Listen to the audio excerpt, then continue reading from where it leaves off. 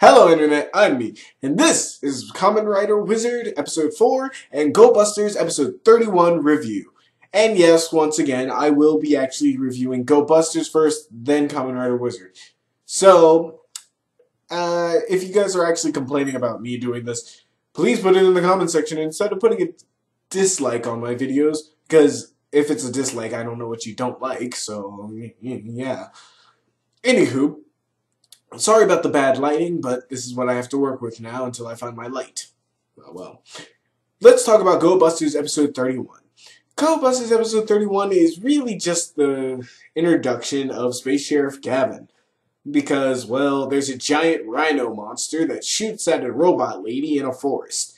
And then, of course, the energy signature alerts the Gobusters headquarters, and they think maybe Vargas may be back. Might be. They're kind of right and both kind of wrong.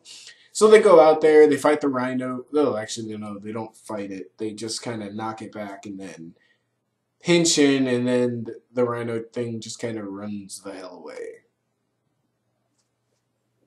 Don't know why. And, of course, they interview the robot lady, and it turns out she's with the space... Pretty much Gavin. I don't remember the Space Federation cop name. And, actually, they're going to fight against Maku. Or Maku. Yeah, Maku. The villains of that series. Yeah, I didn't do my research on Gavin, because mostly... I have a very nostalgic view of Space Sheriff Gavin, mostly it being VR Troopers. I didn't know that it was VR Troopers until, I got into Tokusatsu. So honestly, all I knew was, that looks really familiar. And then I realized Space Sheriff Gavin was VR Trooper. That's all I got on Gavin. So if I get the names wrong or just don't know the characters playing out, that's because I don't. Sorry. But of course, the Gobusters, after interviewing the robot girl, decide to keep her around and help her out. And of course, the Gobusters go around and the Rhino dude shows back up. And fights Yellow Buster and the robot girl, then sending them into a black hole, sending them into a negative space. And then... furries attack them in a carnival, and then weird shit just starts happening. Of course, it's like a negative universe thing where it's just like weird shit always happens in there, so you could have fooled me. And then, out of nowhere, or not out of nowhere, but Enter has survived, and actually lets out another Megazord attack, even though I don't, and then an actual Megazord does come, like a giant Megazord. And, of course, the Gobusters defeat the little robot with Gavin, who actually comes in a bit mid-episode. A good position for Gavin to come in, but actually comes in trying to first fight Nick while he's with Red Buster. But then, of course, figuring out that Hiromu is a good guy, and they start fighting some enemies, and actually, you know what? Because I don't have the link to the episode this time, sorry. They removed it off of YouTube too quick for me to grab it. I'm just going to show you the whole process right here. So, the first henshin and battle process for Space Sheriff Gavin. Here you go.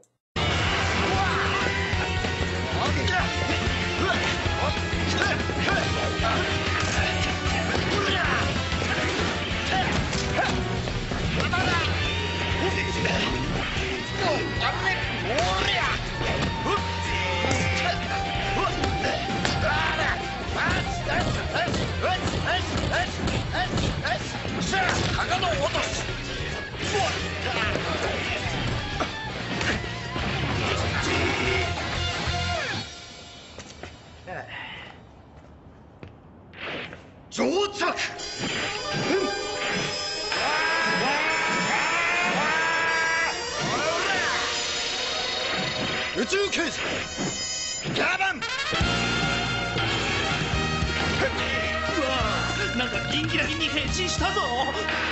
事ギャバンがコンバットスーツを装着するタイムはわずか 0.05 秒に過ぎない。では乗着プロセスをもう一度見てみよう。乗着。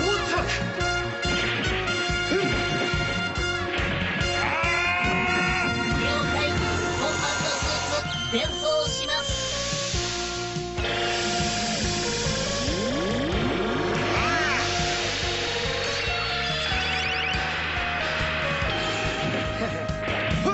スパイラルキック。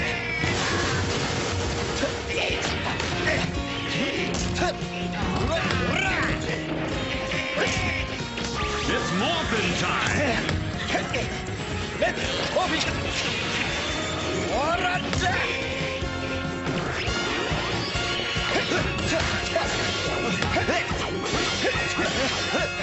えぞレッドビー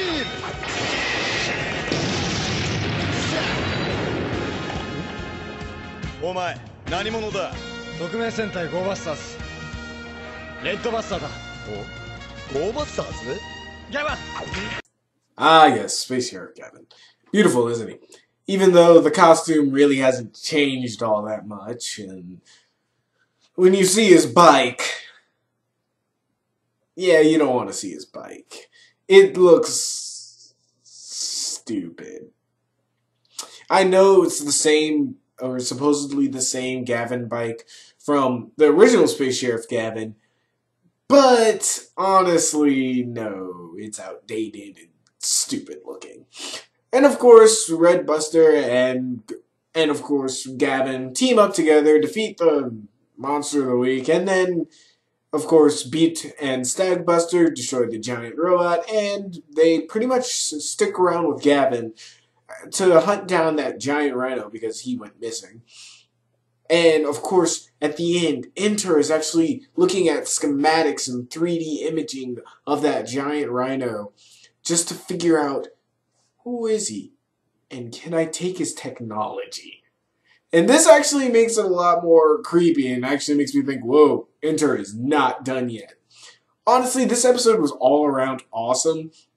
Though I did have my complaints, but those were more of design aesthetics and pretty much every minor things that actually come with the territory of Tokusatsu, such as costuming and production design. And honestly, those are debatable.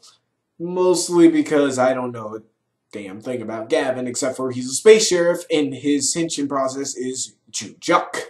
That's about it. Now, let's move on to Kamen Rider Wizard Episode 4. Kamen Rider Wizard Episode 4 actually shows, for me, the first black character to have actual lines in a tokusatsu. And no, the Kamen Rider 4 is a movie where it's that one black guy who's a lab assistant doctor? Don't know. He doesn't count. He didn't talk and he turned into a monster and just really didn't say anything.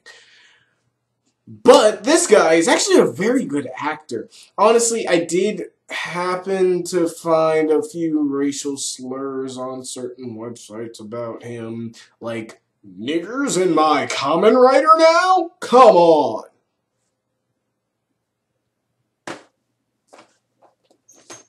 Race aside, the guy actually does a pretty good job, and honestly, it took me by surprise to see an actual black person in tokusatsu, because, you know, it's Japan.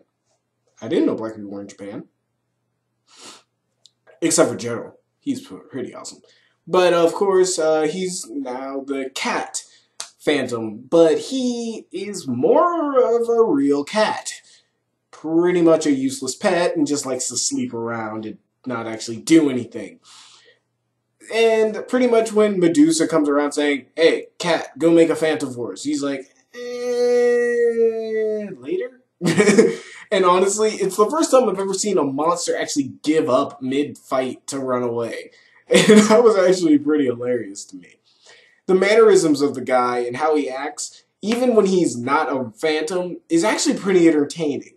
The rest of this episode is pretty entertaining as well, showing that Kiyomi is actually a doll who needs mana to stay alive. Or not hollow. Mana is actually, I don't know if they're calling it mana. They're calling it or it's mana, or mana. For those of you who have played Magic the Gathering, You know that mana is actually the magical force that gives life. Therefore, she needs life to keep her, well, alive. She needs this mana or life energy, which is actually used in magic to conjure up spells. It's like how chi is or ki is used to shoot energy beams in Dragon Ball Z. Without their having ki, you don't have any powers. And at the end of this episode, Kamen Rider Wizard actually does run out of mana after Medusa kills Kiyomi, I can't say her name right, and he gives her more of his mana, bringing her back to life. Meaning she is neither nor human nor phantom. She is, well, a doll. Honestly, I want to know how she became this way and how this will actually affect her in the future. This actually brings up a lot of good questions and also brings up a lot of interesting ideas on how she can suspect phantoms even though they're in their human form. And also, the guy in this episode who's losing hope is a talented pianist who, I don't think it's the pianoing that actually really wants him to lose hope. He actually voluntarily wants the cat monster to cut his hands off at one point. It honestly has to be rooted to something else, but we don't know what yet because the guy doesn't get too much time to actually speak or say what he wants or doesn't want. All around, this episode is actually pretty good as well. Very good action, and we get to see more of the water form of Wizard, which is pretty freaking cool because he can turn into liquid and put people in submission holds. It was pretty sweet. So I give this episode an 8 out of 10. Actually, frack it, 9 out of 10. This episode was pretty entertaining, and I liked watching it over and over again because of all the entertainment qualities in it. And yes, the black guy did act admirably, and honestly, his fluentness in Japanese almost astounds me. And he didn't use actual American lingo, though the Japanese or the lines he was saying did come off a bit jivish in him only talking in almost all slang. So I was kind of like, it's light slang. It's not, yo, what's up, G, blah, blah, blah. Nah, but it's like, more of like, hey, man, get off my back, G. Well, sort of. It's hard to explain. You just gotta watch the episode, which I do have a link for. So, until next time, y'all. Peace.